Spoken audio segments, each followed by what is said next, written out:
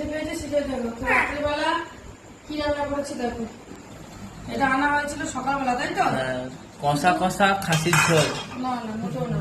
ওদের এটা সকালবেলা আনা হয়েছিল, করতে পারিনি, রাত্রেবেলা করলাম। রাত্রেবেলা আমার রান্না করতে বিরক্ত লাগে, যদি কিছু করার নেই, রাত্রেবেলা করতে হলো। আর এতগুলো মাংস তো এখনই খাওয়া যাবে না, রাত্রেবেলা তো এত মাংস খাওয়া যায় না। তো রুটি দিয়ে খাওয়ার মতন পাতলা করে আলু দিয়ে ঝোল করেছি। এই যে রুটি দিয়ে খাওয়ার মতন পাতলা করে আলু দিয়ে ঝোল করেছি। হাড়গুলো মনে করে বেশ, সলিডগুলো মনে নেই। আর এই যে কিছুটা আমি মাংস কালকের জন্য রেখে দিচ্ছি। কেন রে?